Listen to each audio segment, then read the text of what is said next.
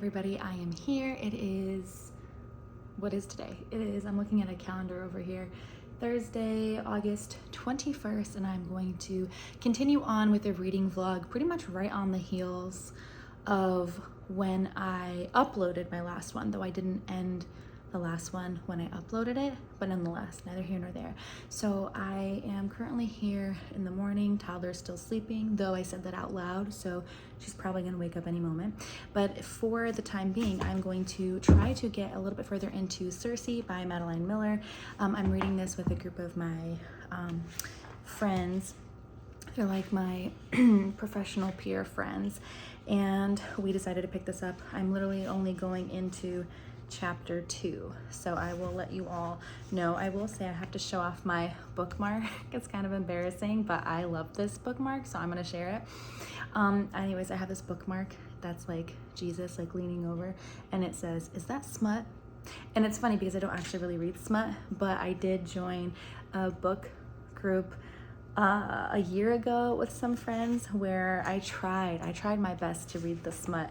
We read Priest, and I think we read another one.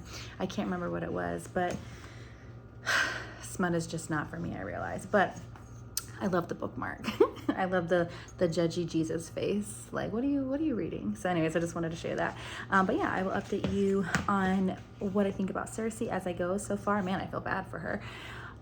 It's so funny how the Greek gods always seem to really put on full display the like most intense version of human flaws.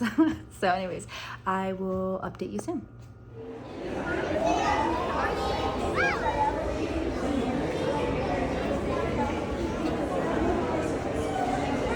Hey everybody, I am here to share a frustrating and embarrassing story really quick with you all. So this is a story time. Don't mind all the laundry on the back of the couch. It's not the same laundry from the video before. I'm just never caught up because somehow, even with only a few people in our house, there's nonstop laundry.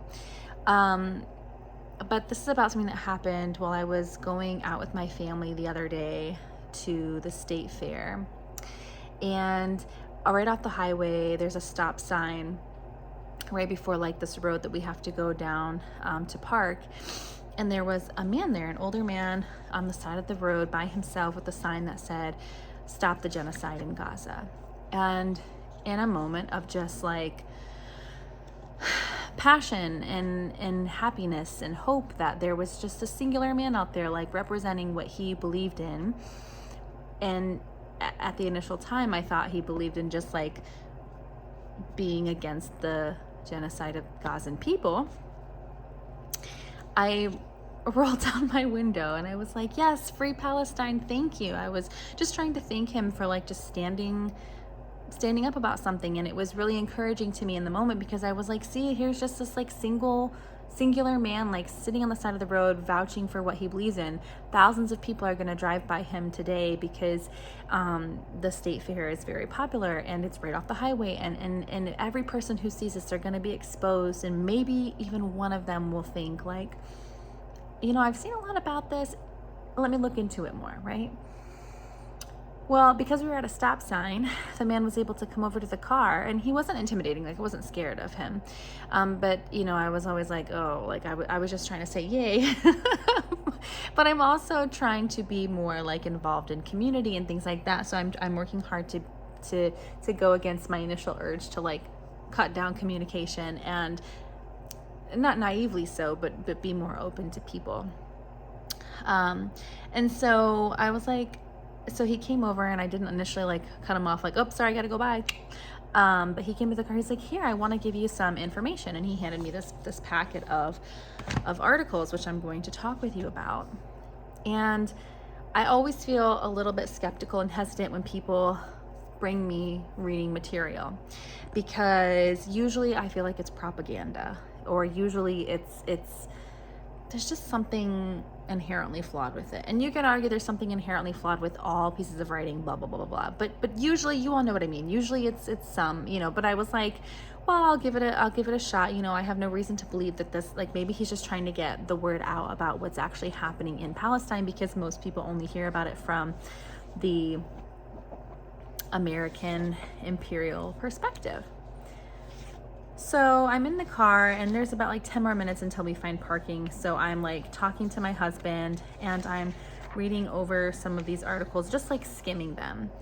And I immediately felt like sick to my stomach because even though I wasn't like reading these thoroughly, some of the wording seemed a little anti-Semitic, like not referring to the actions of Israel as the state, consistently as the state, but like as actions of the Jews or of Jews. And that immediately like made my stomach churn because number one, there is so much anti-Semitism about what the Jews do and the power the Jews have, that like, while yes, I'm highly critical of Israel as a state and its governmental actions, I don't believe that Jewish people are the same as the state of Israel, right? There are some Jewish people who identify with the state of Israel and Israel's aims, and many of the people who live in Israel and are members of Israel or citizens of Israel are Jewish people. But those are not terms that I conflate, and it seemed as though the writing in the articles really deeply conflated that. And there was also just like a lot of like what seemed to be like pitting religions against each other, like, well, Jews are against Christians, and I was like, ugh, I don't know, man. And I went home later and I started to review some of these articles, and yeah, I mean, this is just like, it really seems like an alt-right pipeline kind of set of articles. It's by this, I haven't looked it up yet, but the Unz Review, and the author is this guy named Philip Giraldi.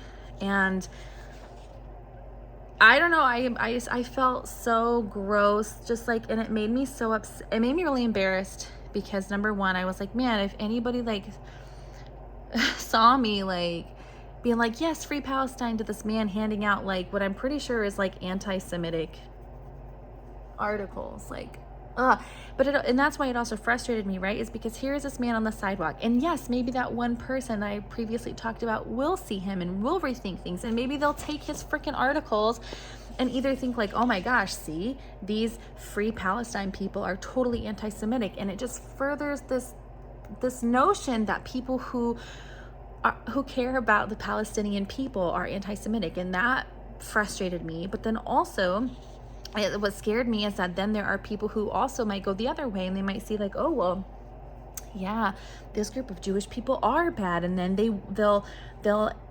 internalize anti-Semitic content. And so it was just like, I don't know, like I just got done like reading through some of these. That's why I'm bringing this here, because it's just,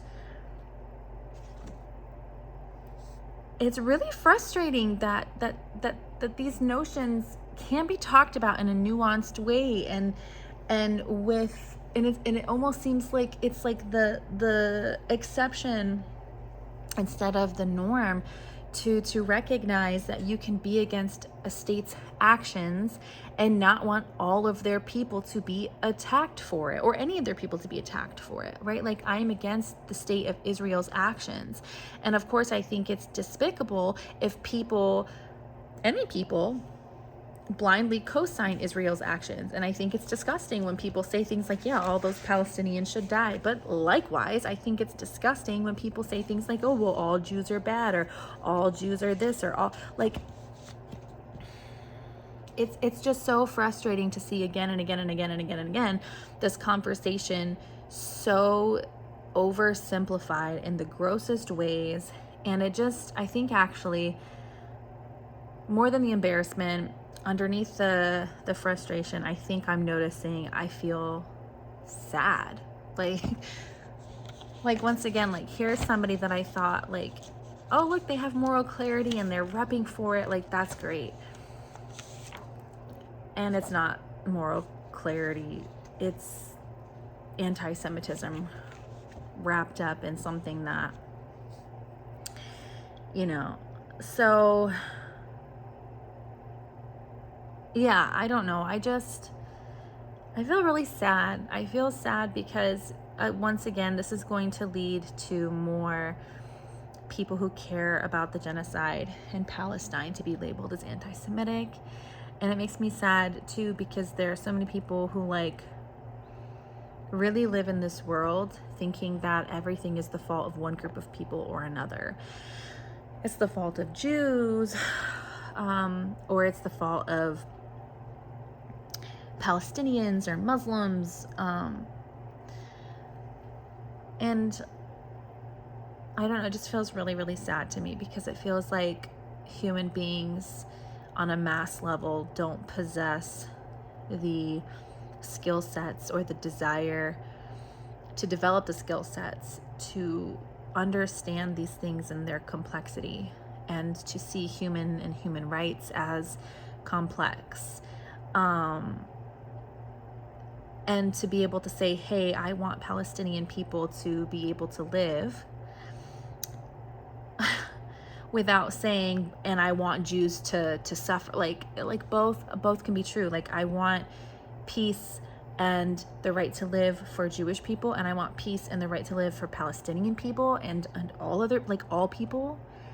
And so I don't know, I just feel really sad about this. Yeah. So I guess that's the like embarrassing story, is that I unintentionally picked up a bunch of anti-Semitic propaganda, and in the moment gave this guy like a yay, because I thought he was just for life. And I feel sad about it now. So yeah, okay, bye.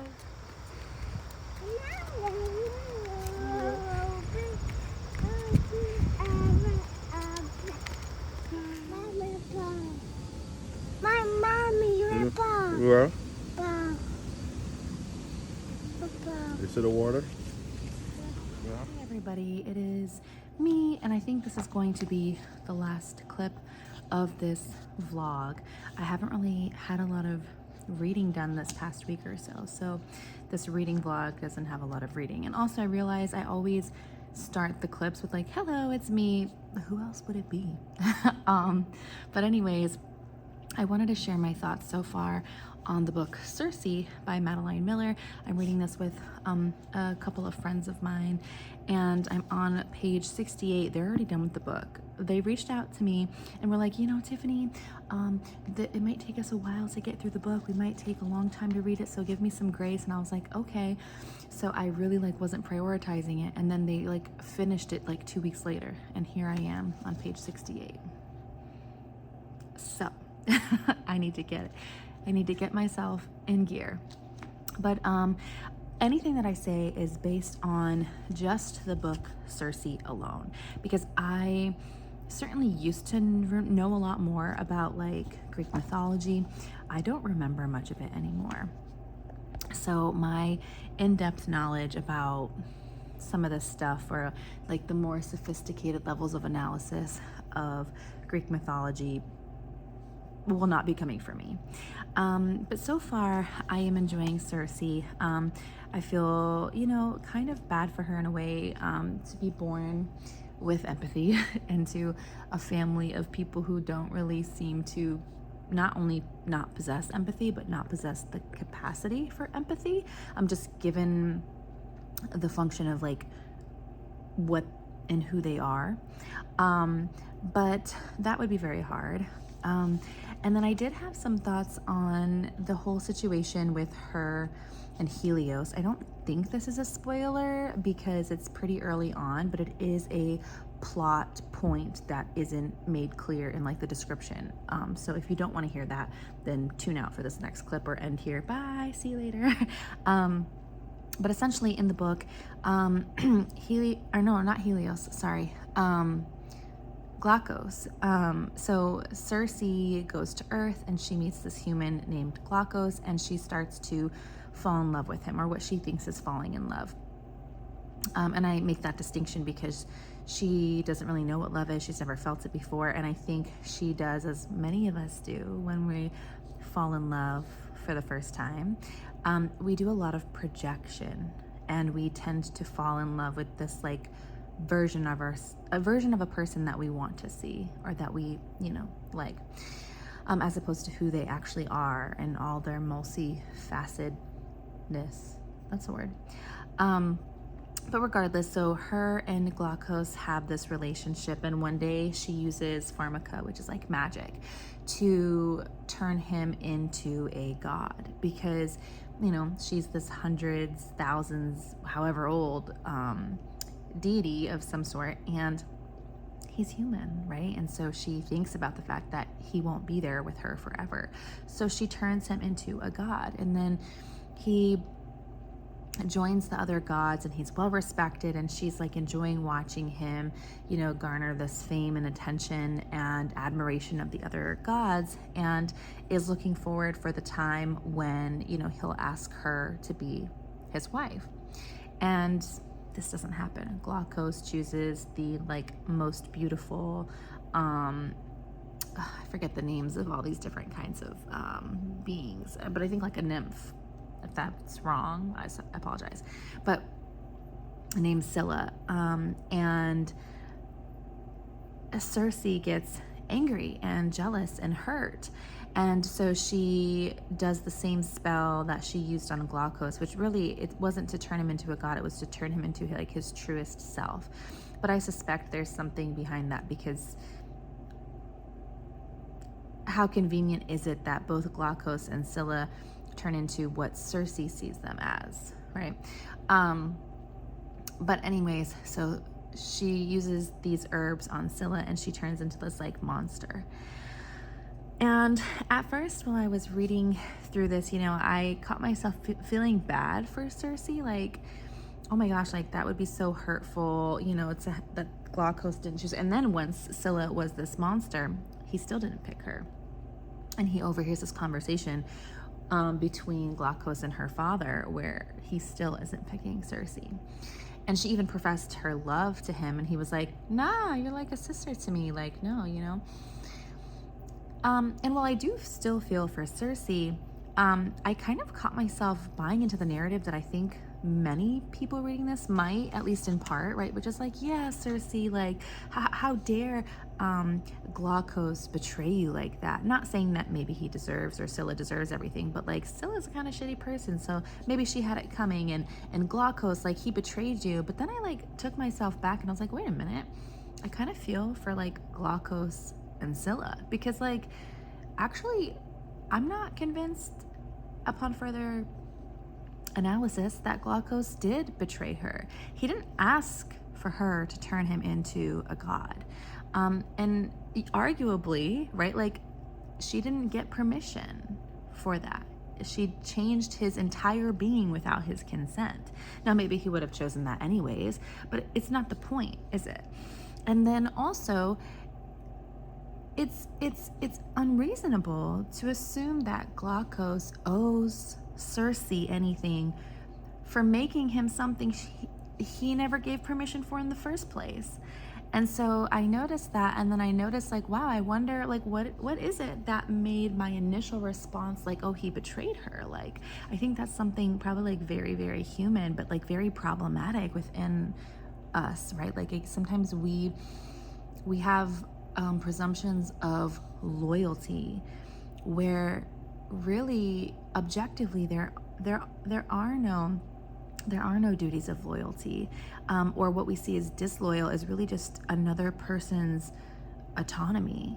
And so I kind of went down this whole rabbit hole of autonomy versus loyalty, and how often we say we love somebody, but we expect loyalty from them. And I'm not saying of course I have relationships, I do expect loyalty to some extent, but I think sometimes it's very easy as a human to conflate loyalty with doing what I want them to do, or what's best for me, or what makes me feel good, even if that interferes with their own autonomy. And I think about this a lot, and this is kind of a total side tangent perhaps, but I also thought about this in relation to, I tend to watch a lot of I do watch a lot of reality TV, just because it's TV that I can kind of like mentally space in and out with, and I don't have to pay a lot of attention. And I'm also just fascinated by the workings of human relationships, like how people interact and why. And I like to make my guesses and in low stakes situations. And maybe that's a little bit exploitative. That's I think a valid critique. I think about that while I'm watching reality TV, like, am I being exploitative? But that part's a different conversation. But I like to watch a lot of like polyamorous or like sister wives kind of like reality TV, mainly because it is a relationship type that I just don't understand. But sometimes I find myself like wishing that I did.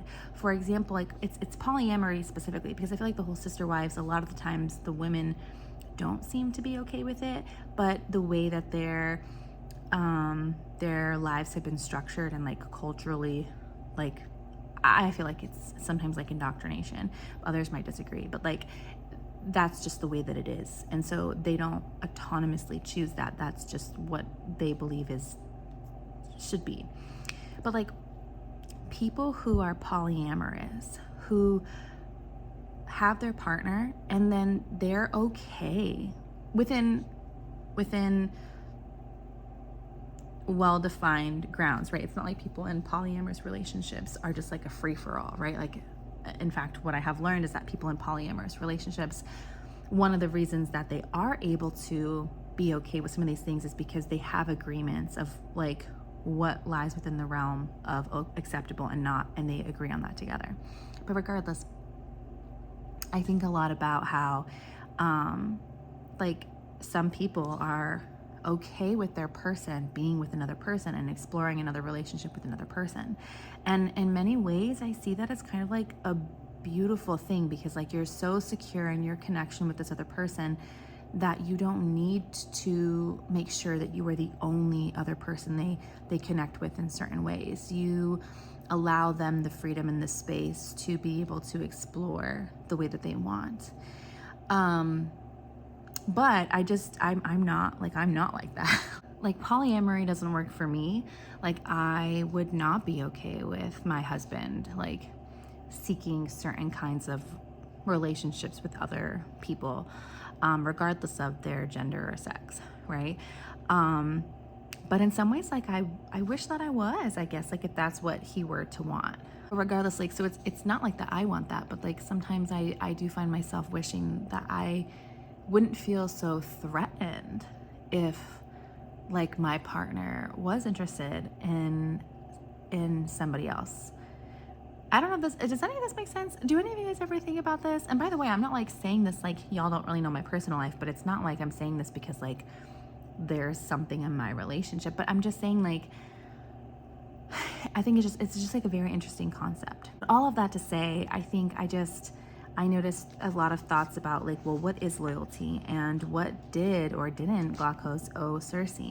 And I don't think that Glaucus owed her his loyalty, and certainly not to be her husband. And I think in that way it was very wrong of Circe and very kind of like vicious. And the whole thing is like, right, like Circe is like kind of drawn as this like character that we're supposed to empathize with, and certainly we do, and that doesn't negate the fallibility and the viciousness of her behaviors, especially because like she's often seen, at least the way that I'm interpreting it, like juxtaposed to like her family, which are like these really cruel, callous beings. But here Circe over here with all the empathy is still pretty capable of being quite vicious, and perhaps worse, justifying it. So anyways, that's where I have gone in my thoughts of Circe so far. I'm curious to know what you think. I don't know where this book is going to go. I know a lot of people have read it and loved it, but I don't know anything about the plot. So yeah, I look forward to hearing your thoughts down below. Take care of yourselves, and I look forward to seeing you soon.